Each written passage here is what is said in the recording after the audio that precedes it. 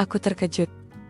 Pintu kamar mandi tiba-tiba terbuka, sedangkan aku hanya masih menggunakan handuk yang melilit setengah tubuhku. Seorang pria tiba-tiba masuk ke kamar mandi, dan di situ kami saling menatap mata satu sama lain. Ia juga sempat melihat sebuah gunung yang bersih, namun dia tiba-tiba meminta maaf dan kembali menutup pintu kamar mandi. Di situ aku sadar, aku lupa mengunci pintu kamar mandi tersebut. Halo Sobat Romansa Tante Ayu, bagaimana kabar kalian? Semoga semuanya diberikan kesehatan dan rezeki yang berlimpah ya. Absen dulu dong di komentar. Dari mana saja nih para sahabat-sahabatku? Jangan lupa klik tombol subscribe ya. Nanti aku ceritakan lagi nih kisah-kisahku yang lebih seru. Kalau sudah siap, yuk dengerin cerita ini sampai habis. Namaku Ayu. Usia 40. Sudah 2 kali gagal menikah. Sudah 3 kali pindah kota. Sudah puluhan kali jatuh dan bangun. Tapi tidak satu kali pun aku berhenti percaya pada satu hal. Cinta, dan mungkin terdengar gila, tapi aku datang ke rumah ini untuk mengenal seseorang. Bukan sebagai tamu, bukan sebagai saudara, tapi sebagai pembantu. Hari pertama aku menginjakkan kaki di rumah besar milik keluarga Pratama. Bangunannya megah, bersih, dan penuh dengan aroma parfum mahal. Tapi, anehnya, udara di dalam rumah ini terasa dingin bukan karena AC, tapi karena sikap orang-orang di dalamnya. Saat aku mengetuk pintu, seorang wanita paruh baya membukakan wahana kaku. Senyumnya tipis, dan tatapannya menghakimi. Ia menatapku dari atas ke bawah. "Kamu Ayu?" Tanyanya cepat. "Iya Bu, saya Ayu, pembantu baru. Ini surat-suratnya," jawabku. Tetap sopan. Dia tidak membaca surat itu, hanya menyelipkannya di meja tanpa melihat. "Sudah tua ya, semoga masih kuat kerja. Di rumah ini gak suka yang banyak ngeluh." Aku tersenyum kecil. "Saya terbiasa kerja keras Bu." "Bagus. Mulai hari ini, kamu tidur di kamar belakang. Bangun jam 4 pagi. Jangan rebutan kamar mandi sama yang lain. Dan jangan banyak tanya." Aku mengangguk. Dalam hati, aku mencatat semua sikap dan nada bicaranya. Bukan untuk menilai, tapi untuk memahami. Malamnya, seseorang datang. Suara deru mobil mewah memecah hening. Pintu terbuka, dan disitulah aku pertama kali melihatnya ramah. Tinggi, rapi, dan penuh percaya diri. Setelan jasnya mahal, dan wajahnya, ya, cukup untuk membuat wanita seusia aku terdiam sesaat. Tapi bukan itu yang membuatku tertarik. "Ma, aku pulang," ucapnya singkat sambil menaruh tas di sofa.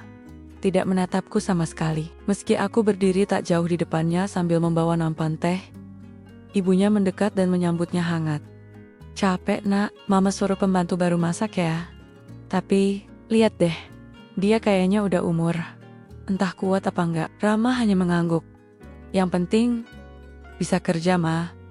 Aku malas gonta-ganti pembantu lagi." Sejak saat itu, aku tahu, aku tidak akan dianggap lebih dari sekadar pembantu tua yang kebetulan cukup bersih dan tahu sopan santun. Tapi, diam-diam, aku mulai mencatat. Setiap sore, Rama duduk di balkon sambil menelepon seseorang dari kantor. Aku bisa dengar suaranya, tinggi dan memerintah. Kadang terdengar ketus, kadang sombong, suruh dia selesaikan presentasi itu sebelum Jumat, atau out. Kadang aku bertanya-tanya, itulah Rama yang asli, atau hanya topeng? Malam itu, aku sedang mengepel ruang tamu ketika Rama keluar dari kamar dan nyaris menabrakku. "Astaga, kamu ngapain ngepel malam-malam? Mau bikin orang jatuh?" Aku buru-buru minta maaf. "Maaf Mas, saya pikir semua sudah tidur." Dia mendenggis, lalu berlalu begitu saja. Tidak satupun kata maaf, tidak satupun rasa peduli. Tapi, anehnya, aku tidak marah. Aku hanya semakin yakin bahwa aku harus tahu lebih banyak tentang pria ini. Siapa Rama Pratama? Jauh dari topeng sosialita dan kebanggaan keluarganya. Dan siapa aku? Biarlah itu tetap menjadi rahasia dulu. Yang jelas, aku tidak datang hanya untuk mengepel dan mencuci piring. Aku datang untuk satu alasan. Untuk mengenalnya. Dan mungkin mencintainya. Hari kedua, aku bangun pukul 4 pagi. Seperti yang diperintahkan, aku menyapu halaman depan sambil menahan udara dingin yang menggigit tulang. Suara azan subuh baru saja terdengar. Dan samar-samar aku mendengar suara sendal menyeret dari dalam rumah. Kalau belum bisa masak makanan sehat, bilang, Rama itu anak tunggal. Jangan sampai perutnya kenopo-kenopa. Karena kamu, kata Bu Retno ibunya. Rama sambil memeriksa isi piring yang baru saja aku susun di meja makan. Ampun deh, ini tumis sayur atau makanan rumah sakit? Komentarnya sinis. Aku hanya menunduk, tak menjawab. Bukan karena aku tak bisa membela diri, tapi karena aku tahu. Kadang diam lebih mengungkapkan segalanya daripada 1000 pembelaan. Pukul 7 pagi, Rama turun ke ruang makan dengan kemeja setengah dikancing dan aroma parfum mahal. Ma, gue telat meeting. Makanannya mana? Bu Retno tersenyum manis. Tuh, si pembantu udah masakin. Tapi entah bisa dimakan atau enggak. Ia menatapku cepat. Lalu berbisik ke Rama. Besok mama carikan catering aja ya. Rama hanya mengangguk. Lalu menyendok nasi dan lauk. 1, 2 suapan. Lalu dia berhenti. Menatap piringnya. Ini enak, katanya pelan. Aku diam di balik pintu dapur. Tak tahu harus tersenyum atau tidak. Siapa yang masak? Tanya Rama pada ibunya. Si Ayu itu, jawab Bu Retno dengan nada setengah kesal. Gak nyangka juga ternyata bisa masak. Nada suaranya seperti mengatakan, sekali ini saja dia beruntung. Rama tidak menanggapi. Dia lanjut makan tanpa bicara. Tapi aku tahu, itu bukan pujian biasa. Itu pengakuan hal yang jarang keluar dari mulutnya. Siang harinya, Bu Retno memanggilku ke ruang tamu. Kamu belum tahu tempat kamu di rumah ini ya? Kalau sudah beres kerja, ya masuk kamar. Jangan keluyuran kayak mau nyari perhatian. Aku tersenyum sopan. Maaf Bu, saya cuma mau mengecek tanaman di taman. Takut kekeringan, udah gak usah banyak alasan. Dan satu lagi, jangan coba-coba dekat-dekat sama Rama. Dia itu beda kelas. Kamu ngerti? Diam. Lagi-lagi, diam. Tapi hari itu, hatiku mulai sedikit nyeri. Entah karena cara bicaranya yang tajam, atau karena aku tak bisa menyangkal bahwa aku memang mulai menaruh rasa. Malam hari, saat aku menyiram taman, Rama keluar rumah sendirian. Dia duduk di ayunan besi di tepi kolam kecil. Aku ragu mau masuk, tapi dia menoleh. Kamu? Aku menunjuk diri sendiri. Saya Mas. Iya. Namanya siapa? Ayu. Dia menatap taman lalu bertanya. Kamu yang nyusun bunga-bunga ini? Aku mengangguk. Rapi. Nggak jelek. Aku tersenyum. Itu, entah pujian atau bukan, tapi dari mulut Rama, sepertinya itu sudah cukup istimewa. Mas Rama suka bunga? Tanyaku pelan. Dia tak langsung jawab, tapi kemudian berkata, dulu iya, tapi sekarang udah gak punya waktu buat hal-hal kayak gitu. Aku pengen bertanya lebih, tapi dia berdiri dan masuk begitu saja. Dan aku hanya bisa berdiri sambil memandangi kolam yang tenang. Hari itu, aku tidur dengan kepala penuh tanya. Rama memang keras, dingin, dan seringkali ketus. Tapi ada sesuatu di matanya, semacam luka lama yang tidak pernah sembuh. Mungkin aku harus tahu luka itu. Atau mungkin luka itu akan jadi tempat aku ikut tenggelam. Sudah seminggu aku tinggal di rumah keluarga Pratama. Setiap pagi masih sama.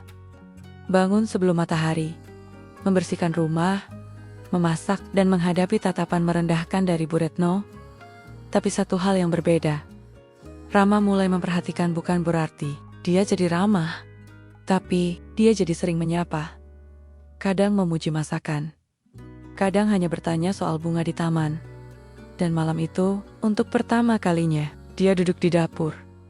Aku sedang mengiris bawang ketika ia datang tanpa suara. Baunya enak, katanya, suaranya pelan, seperti takut ketahuan. Aku hampir terlonjak. Mas Rama, mau makan malam? Enggak. Cuma, pengen lihat orang masak. Udah lama gak lihat. Aku tak menjawab, hanya tersenyum kecil. tapi jantungku berdetak lebih cepat. Ada yang aneh malam itu. Rama duduk di bangku dekat kulkas, menatap sayur yang sedang kupotong. Kemudian ia berkata, "Waktu kecil, aku sering duduk kayak gini, nonton mama masak." Aku menoleh cepat, kaget. Tapi dia tidak melihatku. Matanya kosong menatap lantai. Tapi itu sebelum papa ninggalin kami. Sebelum semuanya berubah. Aku tak tahu harus bilang apa. Setelah papa pergi, mama berubah. Jadi dingin. Jadi keras. Semua yang kulakukan harus sempurna. Harus bikin dia bangga. Tapi sebenarnya, aku capek. Suara Rama malam itu berbeda. Bukan suara seorang bos. Bukan suara pria sombong. Tapi suara anak kecil yang kehilangan kehangatan. Aku ingin menyentuh bahunya. Ingin bilang, "Kamu gak sendiri, tapi aku hanya seorang pembantu." Tidak pantas, belum saatnya. Besok paginya, suasana rumah kembali tegang. Bu Retno menemukan sapu, tergeletak di ruang tengah, dan langsung menyalahkanku. "Kamu pikir rumah ini gudang? Naruh barang sembarangan, jangan mentang-mentang." Udah agak dipercaya. "Rama, kamu jadi semaunya." Aku mencoba menjelaskan, tapi dia tak memberi kesempatan. Dan yang mengejutkan, Rama mendengar semuanya. "Ma, udah," katanya pendek. "Jangan terlalu keras." Bu Retno menatap anaknya, kaget. "Kamu bela pembantu?" "Bukan bela. Tapi, kalau dia salah, cukup tegur. Jangan bentak kayak maling." Aku menunduk, campur aduk, bangga, terharu, tapi juga takut. Karena Bu Retno menatapku seolah aku racun. Dan sejak hari itu, aku tahu, aku bukan cuma dianggap rendah. Aku mulai dianggap ancaman. Malam itu, saat sedang menyiram tanaman, ada suara motor berhenti di depan pagar. Aku tidak mengenalinya. Seseorang turun, laki-laki berjaket kulit. Wajahnya membuat tubuhku menegang. Arman, mantan asisten pribadiku, dan satu-satunya orang yang tahu siapa aku sebenarnya. "Bu Ayu," katanya pelan, setengah berbisik, "kita harus bicara, tapi bukan di sini." Aku menatapnya tajam. "Kau gila? Aku sudah bilang, jangan datang ke sini." "Tapi ini penting. Perusahaan mulai bertanu-tania. Kenapa Anda menghilang?" Dan lagi, ada orang dalam yang mulai curiga, termasuk Rama. Aku menoleh cepat. "Apa maksudmu?" Arman mendekat. Asterisk, saya dengar Rama sedang investigasi identitas misterius pemilik perusahaan. Dan dia hampir menemukan nama Anda. Jantungku berdebar. Belum saatnya. Rama belum siap tahu. Dan aku juga belum siap melihat reaksinya. Malam itu, aku duduk di kamar sempitku, memandang langit-langit yang penuh bercak di luar kamar. Aku hanya pembantu tua bernama Ayu. Tapi di dalam kepala, aku adalah wanita dengan rahasia besar. Dan rasa yang mulai tumbuh untuk seseorang yang mungkin akan membenciku saat semua terungkap. Dan aku hanya bisa berdoa. Semoga bukan aku yang lebih dulu terluka. Pagi ini udara terasa lebih berat dari biasanya. Bukan karena kabut, tapi karena tatapan Bu Retno yang kian menusuk. Sejak Rama membelaku, sikapnya berubah total. Tatapan tajam, nada bicara makin ketus, dan yang paling terasa, dia mulai curiga. Saat sedang mengepel ruang tamu, aku melihatnya berdiri di depan pintu kamarnya. Wajahnya dingin, seperti biasanya. Tapi kali ini, ada sesuatu yang berbeda. Sorot matanya mengawasi. Sejak saat itu, setiap langkahku terasa diawasi. Setiap gerak-gerik ditelusuri. Siang harinya, aku mendengar suara pintu kamarku dibuka. Perlahan, aku bergegas masuk dari dapur dan mendapati Bu Retno berdiri di sana. Tangannya memegang tas kecilku, membuka lemari, membolak-balik catatan harian kecil yang hanya berisi resep masakan dan jadwal kerja. "Ada perlu apa di kamar saya, Bu?" tanyaku. Dengan nada tetap sopan. Dia menatapku tajam. "Pembantu kok punya parfum mahal. Dan ini salep kulit dari luar negeri. Gajimu gak cukup buat ini. Kamu siapa sebenarnya?" Jantungku berdegup kencang. Tapi aku hanya tersenyum. "Itu hadiah dari majikan saya yang dulu, Bu. Beliau sangat baik." Ia tak menjawab lagi, tapi matanya belum berhenti menilai. Dan aku tahu, dia tidak akan berhenti sampai menemukan jawabannya. Di sisi lain rumah, Rama mulai menghadapi teka-teki Nia sendiri. Sore itu, aku melihatnya membawa pulang map tebal dari kantor. Wajahnya terlihat murung, penuh pikir, dan malamnya, saat aku menyajikan teh di balkon, dia tiba-tiba berkata, "Kamu pernah dengar nama Ayu Nurmala?" Aku hampir menjatuhkan cangkir. Aku menunduk cepat. "Belum pernah, Mas." Dia menatap ke kejauhan, tidak melihat wajahku. Nama itu tiba-tiba muncul di laporan saham perusahaan. Ternyata dia pemilik 60%. Tapi nggak ada foto, nggak ada latar belakang. Seolah dia menyembunyikan diri. Aku mengangguk pelan. Mungkin dia punya alasan. Rama menoleh cepat. "Kamu kenapa jawab gitu?" Aku salah bicara. Tapi aku tetap tenang. Maksud saya, ada orang-orang yang memang lebih suka bekerja di balik layar. Tidak semua orang suka jadi pusat perhatian kan? Dia tidak menjawab. Tapi sorot matanya mulai penuh tanya. Dan aku tahu, aku harus lebih hati-hati. Tapi segalanya jadi lebih rumit malam itu. Saat aku sedang mencuci piring, Rama kembali ke dapur. Kali ini, dengan wajah gelisah. "Ayu," katanya perlahan. "Menurut kamu, orang bisa jatuh cinta sama seseorang yang bahkan gak selevel dengannya?" Aku berhenti menggosok piring, diam sejenak, lalu menjawab. "Kalau cinta itu pakai hitungan level, Mas, saya gak akan pernah berani merasakan apapun." Dia menatapku lama. Tapi sebelum bicara lebih jauh, terdengar suara sepatu ibunya mendekat. Dan seketika, jarak itu kembali menjauh. Malam itu, aku kembali menulis di catatan kecilku. Bukan resep, bukan jadwal kerja, tapi satu kalimat. Rama mulai mendekat. Dan kebenaran juga, aku harus bersiap. Karena ketika dua hal itu bertabrakan, rasa dan rahasia, yang tersisa mungkin hanya luka. Hari-hari belakangan ini terasa seperti berjalan di atas kaca. Satu langkah keliru bisa menghancurkan semuanya. Rama semakin sering memperhatikanku, dan Bu Retno mulai memperlakukan aku seperti tersangka kasus pencurian. Bukan pembantu. Tapi hari ini, sesuatu yang lebih berbahaya terjadi. Pagi itu, setelah semua pekerjaan rumah selesai, aku menyempatkan diri membersihkan gudang kecil di belakang rumah. Saat sedang mengangkat dus lama, aku menemukan amplop tanpa nama, diselipkan di antara tumpukan kain bekas. Isinya hanya selembar kertas bertuliskan, "Berapa lama lagi kamu mau bermain peran? Sebelum kamu membuka identitasmu, aku akan buka duluan. Di depan semua orang, termasuk Rama." Tanganku gemetar. Aku tahu siapa itu. Seno. Salah satu manajer keuangan di perusahaanku. Orang yang sudah lama mengincar posisi CEO, dan yang selalu menentang kebijakan humanisku sebagai pemilik. Kalau dia tahu aku di sini dan berniat mengungkapkannya dengan cara kotor, maka segalanya bisa hancur. Sore harinya, Rama pulang lebih cepat dari kantor. Aku sedang menyiram tanaman, tapi aku mendengar obrolannya dengan ibunya dari balik tirai ruang tamu. "Ayu itu aneh, Ma. Kadang dia terlalu pintar untuk jadi pembantu. Kadang dia tahu hal-hal yang bahkan anak Qatar di kantor pun gak tahu." Bu Retno menimpoli.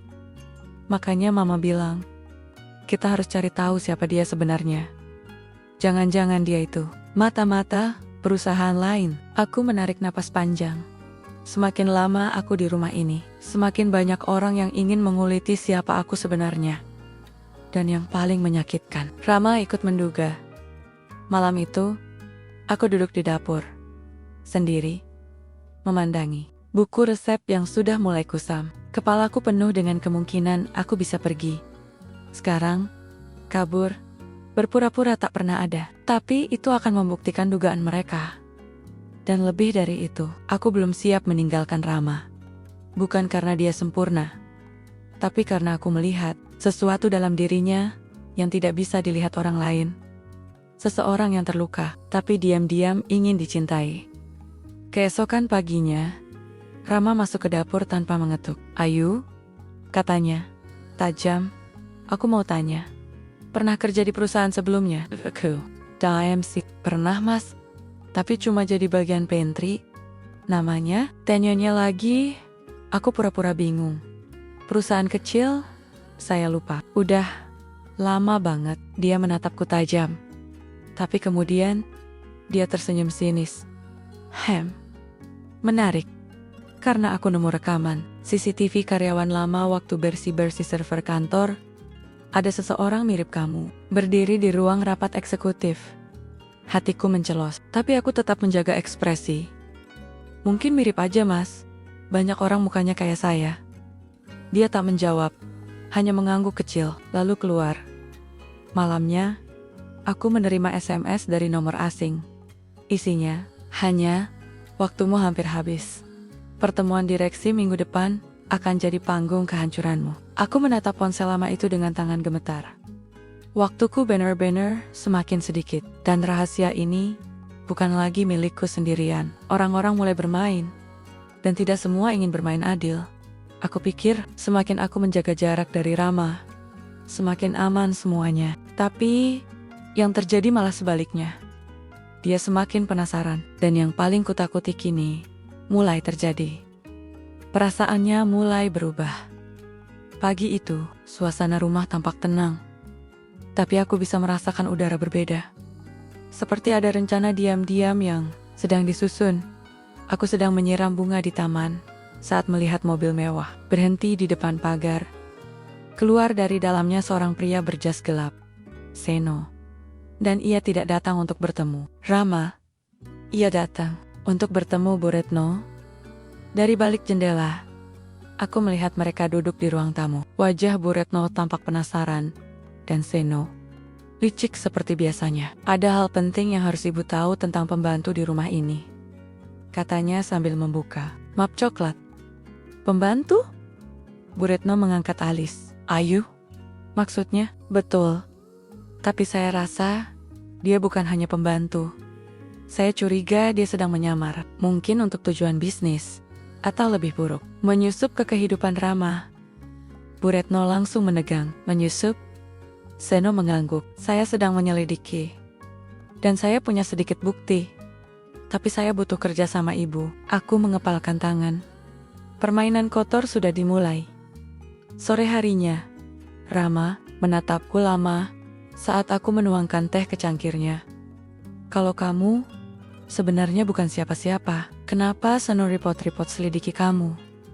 Tanyanya tiba-tiba. Aku terdiam. Maaf. Dia tersenyum miring. Aku tahu dia datang tadi siang. Aku juga tahu dia sedang kari-kari informasi. Tapi lucunya, kamu gak kelihatan panik. Kenapa? Aku berusaha tersenyum. Karena saya memang gak punya apa-apa buat disembunyikan. Dia mendekat sedikit. Ayu, aku udah kenal banyak orang. Tapi kamu beda. Dan jujur, aku bingung. Antara pengen percaya kamu, atau takut jatuh hati sama ilusi. Aku tercekat. Kata-kata itu terlalu jujur, terlalu dalam. Dan sebelum aku bisa berkata apa, dia berbalik dan pergi. Malam itu aku duduk di sudut dapur, hanya ditemani nyala lampu gantung. Kasar. Hatiku bergetar hebat. Rama mulai merasakan sesuatu.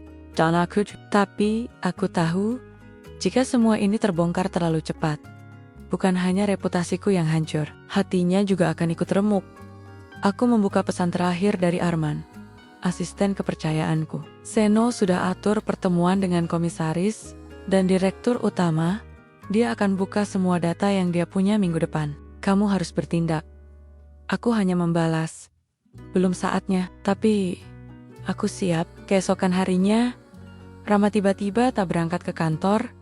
Dia bilang sedang lelah, tapi yang sebenarnya terjadi, dia pergi ke kantor pusat perusahaan, menyemak, menyelinap, mencari informasi tentang Ayu Nurmala. Dan di ruang arsip itulah, dia melihat sebuah dokumen legal dengan nama COPT Naraya Abadi Group. Ayu Nurmala. Rama membaca lembar itu berkali-kali. Wajahnya pucat, matanya membelalak, tapi belum sempat ia membuka foto profil yang menempel di balik dokumen, seorang staf Atar masuk. Ada yang bisa saya bantu? Pak Rama. Ia buru-buru menutup map, meletakkannya, dan keluar. Namaku sudah di ujung bibirnya, tapi belum masuk ke hatinya. Sore itu, saat ia pulang, ia hanya menatapku dari kejauhan. Tak ada senyum, tak ada sapaan. Tapi ada satu hal yang ku tahu dari tatapan itu. Dia sudah hampir tahu, tapi hatinya belum siap untuk menerima.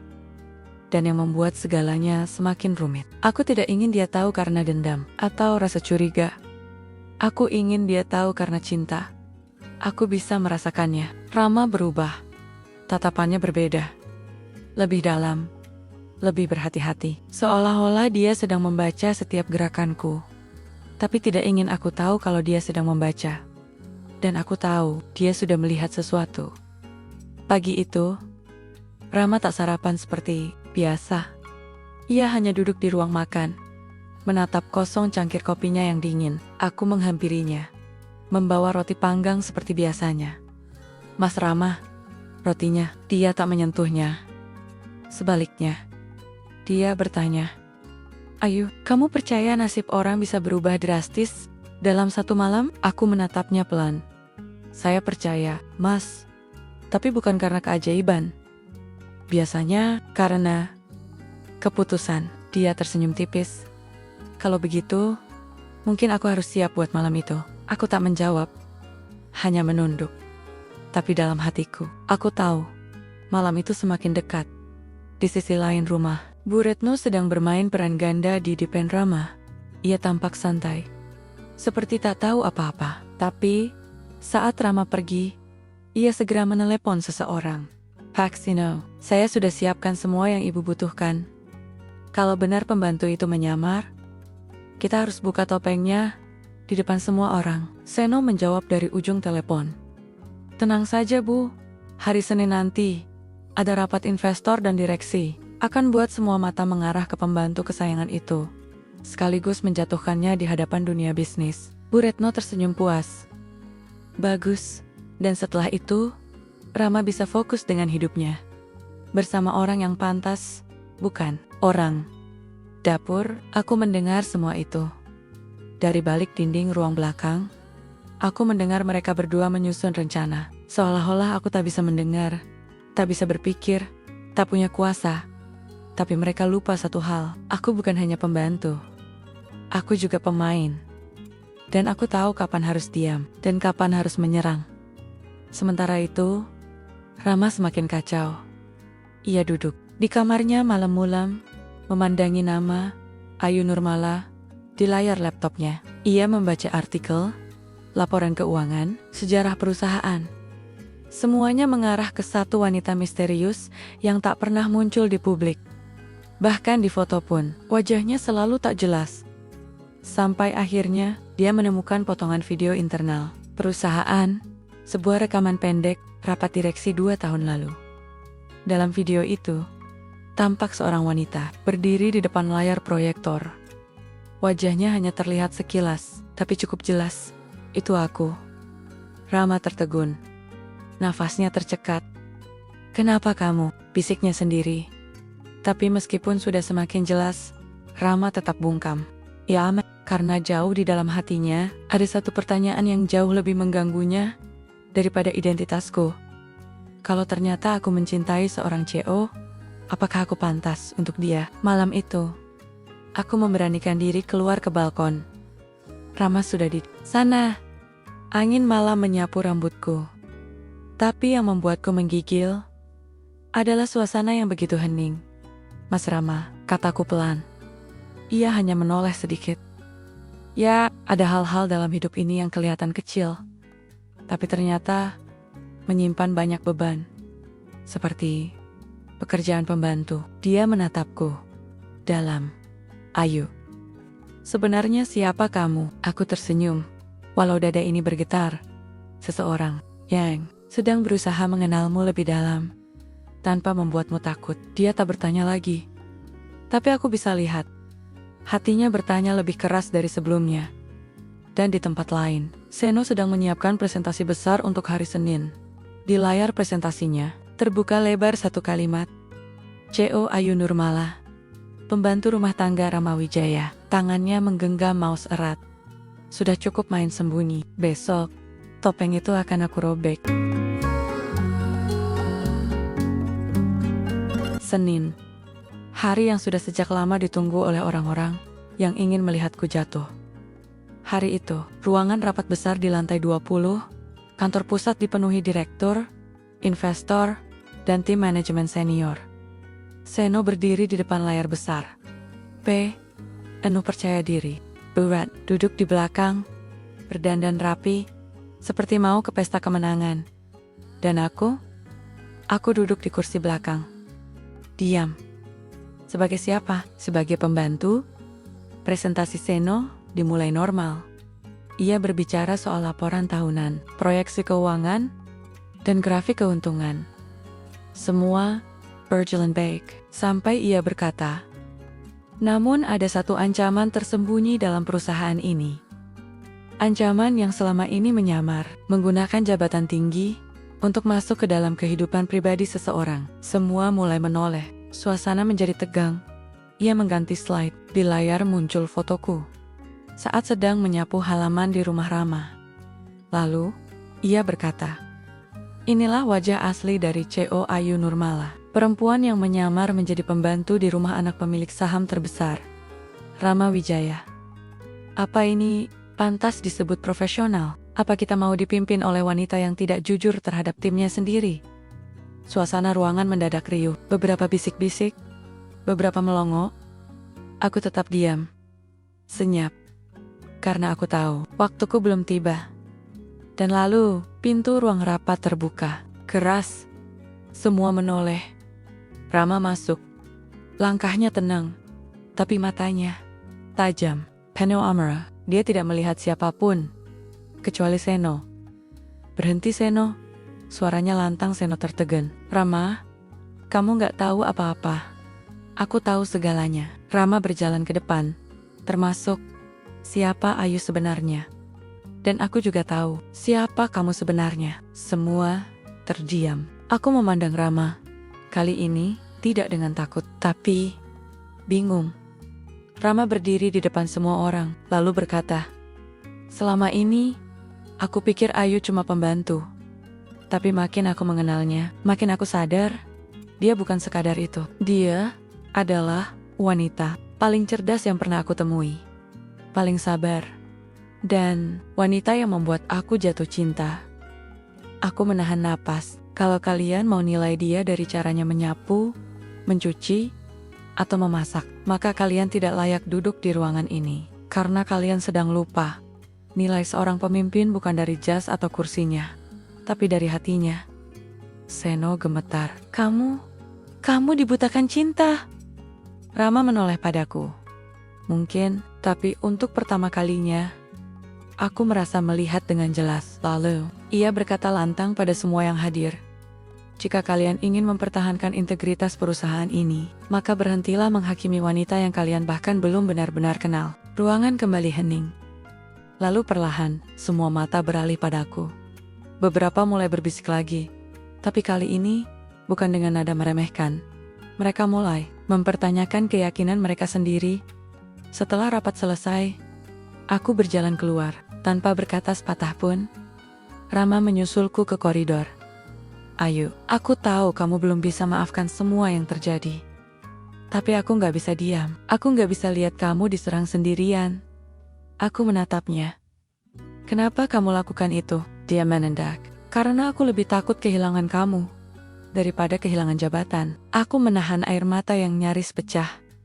Lalu aku berkata lirih. Kalau begitu, Mas Rama, bersiaplah. Karena mulai besok, dunia akan tahu siapa aku sebenarnya. Aku sudah siap untuk membuka semua topeng. Semua rahasia yang selama ini kupendam. Hari itu, aku tak lagi sembunyi di balik seragam pembantu. Aku duduk di kursi utama ruang konferensi perusahaan dengan wajah yang selama ini disembunyikan oleh dunia. Kabar tentang siapa aku sebenarnya langsung meledak di media. Wajahku, nama lengkapku, sejarah karierku semua jadi berita utama. Awalnya, aku berharap Rama dan keluarganya akan bangga. Tapi kenyataannya malah sebaliknya. Bu Retno menelepon dengan nada dingin. Ayu, kamu tahu apa yang kamu lakukan itu sangat berbahaya. Kamu menghancurkan citra keluarga kami. Aku tarik napas dalam-dalam. Aku tidak pernah berniat menghancurkan siapapun, Bu. Aku hanya ingin jadi diriku sendiri. Tanpa harus bersembunyi, Rama juga berubah. Ia yang selama ini kupikir mendukungku, kini mulai menjauh. Mama benar, Ayu. Aku bingung. Semua ini terlalu cepat. Aku takut kehilangan semuanya termasuk kamu. Hatiku sakit, aku mencoba memahaminya. Tapi aku juga harus tegas. Mas Rama, aku tidak ingin hubungan ini dibangun di atas kebohongan dan ketakutan. Di kantor, Seno semakin agresif. Dia mengirim email kepada seluruh staf dan pemegang saham, meragukan kemampuan dan integritasku sebagai CEO. Tapi aku sudah siapkan bukti kuat yang akan membantah semua tuduhan dia, pikirku. Tapi yang paling menyakitkan adalah saat aku melihat Rama berbicara pelan dengan orang tuanya. Seolah mereka sedang merancang sesuatu. Aku tahu, mereka belum rela menerima kenyataan. Malam itu, aku duduk sendiri di ruang kerja, menatap foto lama. Foto Rama dan aku, saat aku masih jadi pembantu yang sederhana. Hatiku penuh pertanyaan dan rasa rindu. Apakah cinta kami bisa bertahan melewati badai ini? Atau apakah aku akan jadi korban dari ambisi dan prasangka mereka? Semua sudah sampai di titik terendah. Rama dipecat dari perusahaan, bukan karena aku, tapi karena kesombongan dan arogansi yang selama ini menutup matanya. Hari itu, rapat direksi diwarnai ketegangan luar biasa. Bu Retno dan keluarganya ikut hadir, mencoba mempertahankan Rama. Namun bakti-bakti kesalahan Rama terlalu banyak. Pak Rama, kami tidak bisa terus membiarkan sikap Anda merusak reputasi perusahaan, kata salah satu komisaris dengan tegas. Rama terdiam, wajahnya merah menahan malu. Aku tahu, keluarganya terlalu bangga pada status sosial. Mereka lupa, kekayaan dan jabatan bukan jaminan karakter. Setelah pengumuman pemecatan Rama, suasana rumah jadi dingin dan penuh ketegangan. Bu Retno menyalahkan aku, sementara Rama terpukul. Namun aku tidak menyerah. Aku mendekati Rama dan berkata, "Mas, Rama, ini bukan akhir. Ini awal kita untuk jujur dan membangun dari nol, tanpa topeng dan kebohongan." Matanya berkaca-kaca. "Ayu, aku salah. Aku terlalu sombong dan bodoh.